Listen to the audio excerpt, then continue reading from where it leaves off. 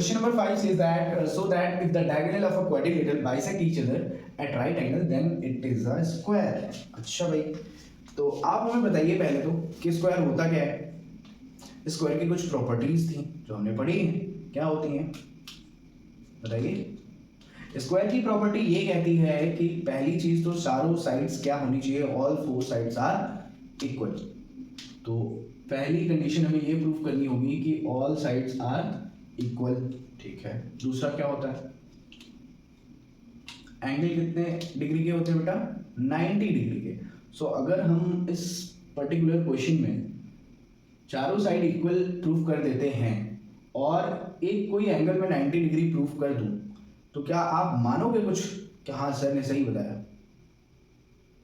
सोच लो, चलो हम करते हैं फिर डिसाइड करना, ठीक है। सो गिवन पार्ट हम लिखेंगे यहाँ पे। गिवन क्या है हमें, गिवन है कि डायगोनल्स जो हैं वो इक्वल हैं। पहले तो गिवन है A B C D is a quadrilateral,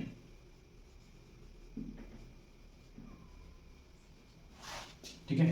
A B C D कैसा फिगर है, क्वाड्रिलेटरल है and A C is equals to B D. ये इसके डायगोनल हैं जो कि आपस में इक्वल हैं और बाइसेक्ट कर रहे हैं। That mean O D is equals to O B and O A is equals to O C, ठीक है। एंगल इनके बीच में क्या है, ईच एंगल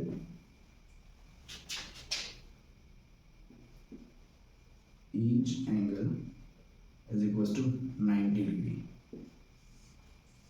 ये मैं इन एंगल्स की बात नहीं कर रहा हूं, जो डायगोनल्स कट कर रहे हैं, बाइसेक्ट कर रहे हैं, वहां पे जो एंगल है उसकी बात कर रहा हूं मैं, ठीक है। तो चलिए मैं पहले क्या प्रूफ करना है हमें वो लिखते हैं। तो प्रूफ क्या प्रूफ करना है बेटा, A B C D is a square. इससे पहले वाले क्वेश्चन में जस्ट उल्टा, हमें स्क्वायर दिया हुआ था और हमें ये बताना था इनके डायगोनल्स इक्वल हैं, बाइसेक्ट कर रहे हैं और कितने एंगल पे बाइसेक्ट कर रहे हैं, 90 डिग्री पे। हाँ बस कहानी में ट्विस्ट है, एकदम उल्टी कहानी है। प्रूफ तो मैंने जैसे कहा साइड इक्वल करने के लिए, इससे पहले हमने अगर दो हमें साइड्स आपस में इक्वल करनी है तो हम क्या करते हैं, मीन्स अगर ये साइड इससे इक्वल है मीन्स हम ये दो ट्राइंगल्स पे वर्क करेंगे, एक ये और एक ये, ठीक। तो in triangle A O B and triangle A O D, यही दोनों ट्राइंगल्स की मैंने बात की थी।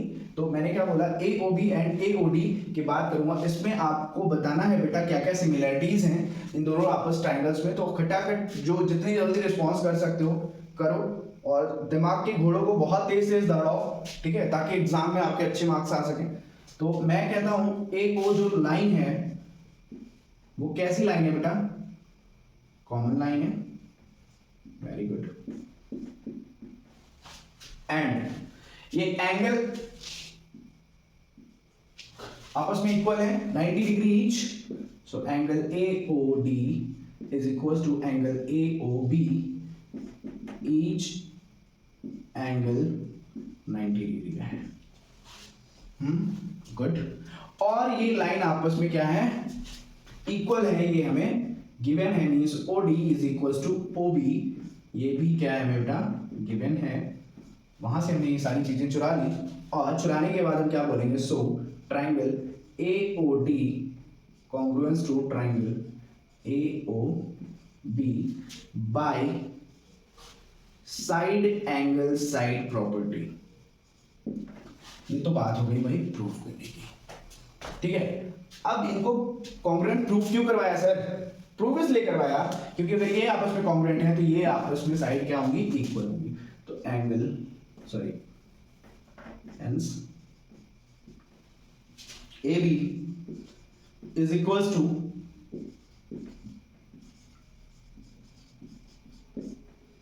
by CPCT first. तो आप अगर मैं बात करूं इस तरीके से AB is equal to AD, आपने इस लाइन को प्रूफ कर लिया। सिमिलरली आप इन दोनों ट्राइंगल्स को लेंगे और इस ट्राइंगल को, इस पेयर को ऐसे करके आप क्या कह सकते हैं, सिमिलरली वी प्रूफ, क्या प्रूफ कर सकते हैं, अभी हमने ए बी ए डी के इक्वल प्रूफ किया, A D is equals to BC and BC is equals to AB, sorry, CB and CB is equals to BA and ये circle चलता जाएगा और फाइनली हम क्या कह सकते हैं, फाइनली हम ये कह सकते हैं AB is equals to BC is equals to CD, AB is equals to BC is equals to CD is equals to DA। और यहां से हमने ये प्रूव कर लिया कि इसकी गिवन फिगर की जो क्वाड्रिलेटरल फिगर है इसकी ऑल साइड्स क्या है बेटा, इक्वल है। ठीक है, दिस इज सेकेंड अचीवमेंट। ठीक है, अब बात करते हैं एंगल कैसे प्रूफ किया जाए। तो एंगल प्रूफ करने के लिए बेटा बहुत ज्यादा आपको कहानी, बहुत ज्यादा आपको सोचना नहीं है। आप जिस तरीके से इससे पहले मैंने बताया था, आपको ये ट्रायंगल और ये ट्रायंगल लेने हैं, means in triangle A B C and triangle A B D. फटाफट बताइए इन दोनों को कॉन्ग्रुएंट प्रूफ करने के लिए हमारे पास क्या इंपॉर्टेंट चीजें होनी चाहिए, क्या क्या चीजें हैं जो कि हम कॉन्ग्रुएंट प्रूफ कर सकते हैं। मींस पहली चीज तो इसके जो डायगोनल्स हैं, मींस ये लाइन इस लाइन के इक्वल है, A C is equals to B D, ये हमें गिवन है पहले से। गुड। और क्या है, ए बी क्या है, कॉमन लाइन है, ए बी क्या है, कॉमन लाइन है बेटा। एंड वन मोर, और क्या चीज कह सकते हैं, हमने अभी जस्ट प्रूव किया कि ये लाइंस आपस में क्या है, इक्वल हैं। So A D is equal to B C, हमने अभी अभी ताजा ताजा क्या किया है, प्रूव किया है from second. So triangle A B C congruence to triangle A B D by side side side property। और hence अगर ये दोनों ट्रायंगल आपस में कॉन्ग्रुएंट प्रूफ करने का फायदा क्या होगा, फायदा ये होगा कि ये जो एंगल है ये आप क्या होंगे, इक्वल हो जाएंगे। Angle B A D is equals to angle A B C by CPCT। ठीक है, this is our third equation. अब आपको क्या करना है, इस पूरी इक्वेशन को ध्यान से समझना है। और एक चीज मैं आपसे पूछने जा रहा हूं, ये लाइन है, इस पे दो एंगल्स हैं। ठीक है, वो कैसे एंगल हैं, को इंटीरियर एंगल्स हैं। हमने इससे पहले जो क्वेश्चंस किए उसमें मैंने आपको बताया है किस तरीके से फाइंड करते हैं। Angle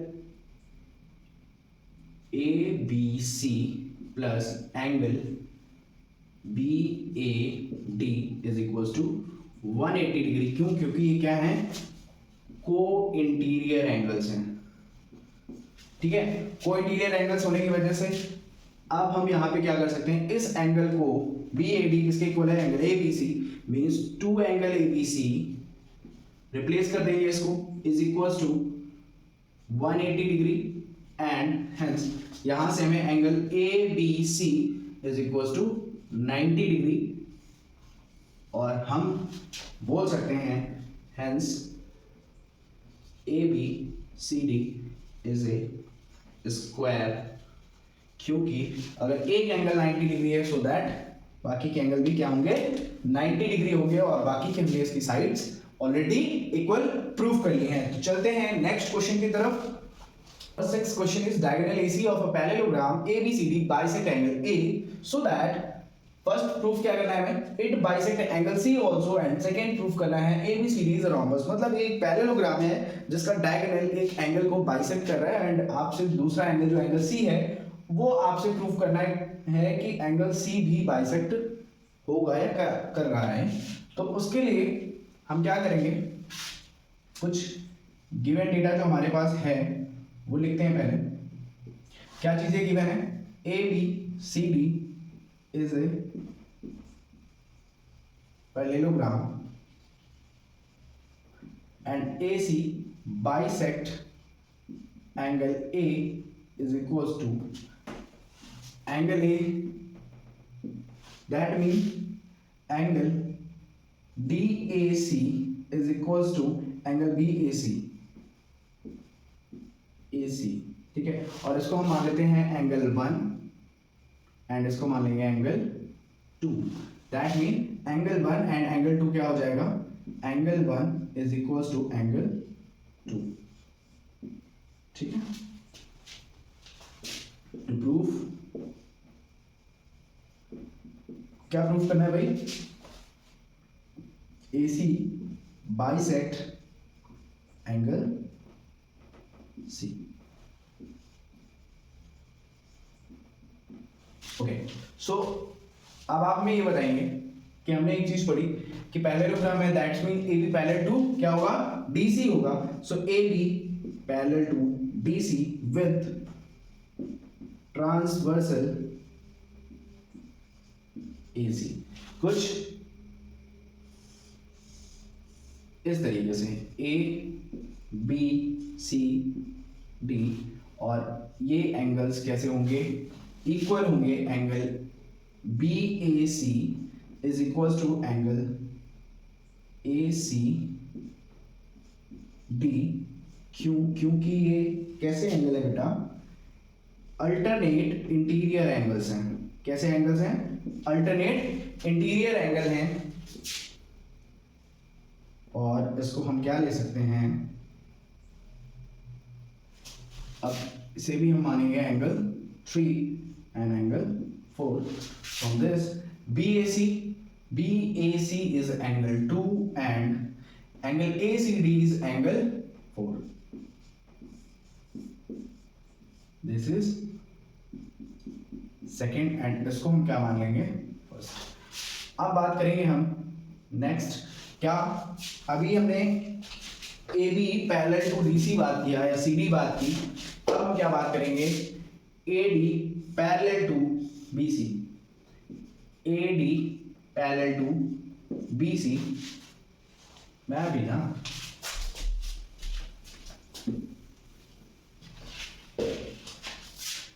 AD parallel to BC, A B C D, ठीक है। AD parallel to BC with transversal AC। यहां से हम क्या लिख सकते हैं, angle DAC is equals to angle BCD, angle BCA, ठीक है। और इसको हम क्या लिख सकते हैं बेटा, BAC is angle 2 and BCA is angle 3, BCA is angle 3। on this is third equation कर दिया, ठीक है। और अगर आप इन तीनों इक्वेशन को आपस में जब कंपेयर करते हैं, मींस एंगल 1 जो है एंगल 2 के इक्वल है, दैट मीन एंगल 2 किसके इक्वल है, 4 के। सो एंगल 4 किसके इक्वल होगा, 1 के भी इक्वल होगा। एंड यहाँ पे एंगल 1 जो है एंगल 2 के इक्वल है, सो दैट एंगल 1 जो एंगल 3 है वो एंगल 2 के भी इक्वल। आप ओवरऑल तीनों को कंपेयर करेंगे, ये इक्वल ही रहेंगे, ठीक है। Hence from first, second and third we can say AC bisect angle C also, ठीक है। ये आपकी फर्स्ट प्रूविंग हो चुकी है। अब बात करेंगे हम सेकंड की।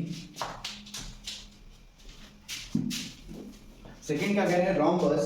अरे भैया रोम्बस, रोम्बस कहाँ है, बस यहीं पे, बस छूटने वाली है, ठीक है। तो रोम्बस में क्या करना है, ABCD क्या प्रूफ करना है भैया, रोम्बस। तो भाई अगर मैं बात करूं इस ट्राइंगल में, ABC ट्राइंगल में, ठीक है, किस ट्राइंगल में, इन ट्राइंगल ABC, ठीक। हमें क्या पता है, ये एंगल आपस में चारों इक्वल है, तो that angle 2 is equal to angle 3। Already हम प्रूव कर चुके हैं ये। ठीक है, अगर ये एंगल आपस में इक्वल हैं तो इनके जो अपोजिट साइड पे लाइन है, मींस एंगल 3 के अपोजिट ए बी, एंगल 2 के अपोजिट बी सी, ये भी क्या होंगी, इक्वल होंगी। So A B is equals to B C. क्यों बेटा, क्योंकि if two angles are equal then opposite side is also equal in triangles।